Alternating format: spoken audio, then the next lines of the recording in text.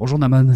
Bonjour Bertrand. Ce qu'il y a sur la table, ce sont les prémices de Fingi, une main connectée. Alors pour l'instant, c'est encore des circuits. L'idée, c'est d'avoir à portée de main, on est dans des situations où on peut avoir à portée de main quelque chose qui peut contrôler des objets tout en gardant le regard concentré sur autre chose. Typiquement, dans des situations, par exemple, on est en train de conduire un vélo, on aimerait bien, par exemple, contrôler son téléphone, des notifications.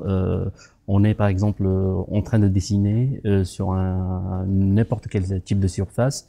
Et on a, par exemple, envie que ça soit digitalisé tout de suite en temps réel, qu'on puisse remodifier, qu'on puisse numériser ce dessin-là. Donc vous voulez décorréler d'une certaine façon les actions de l'écran et des mains. Exactement, ouais. Pour utiliser, en fait, ça donne la main une capacité d'exécuter 2 tâches en simultané. Comment on peut checker son téléphone sans regarder quoi que ce soit?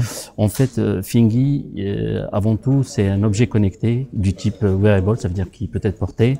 Il est basé sur une technologie qui permet en fait de la communication sans fil avec n'importe quel type d'appareil connecté. On peut considérer la relation qui pourra exister entre Fingi et le smartphone comme Fingi comme étant un objet complémentaire au smartphone. Les capteurs, en fait, pour le symboliser, c'est des phalanges.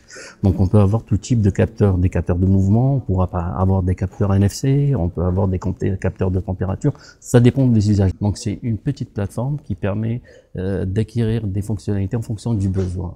On fait des gestes, ça j'ai bien compris. Ces gestes-là permettent de décorréler de l'écran, mais il faut bien un écran ou il faut bien une vision pour accomplir ces gestes. Alors, comment ça se passe? Il y aura sur le petit ordinateur embarqué un petit afficheur qui va servir dans un premier temps pour sélectionner les fonctionnalités. L'idéal avec Fingi, c'est d'avoir une restitution sonore.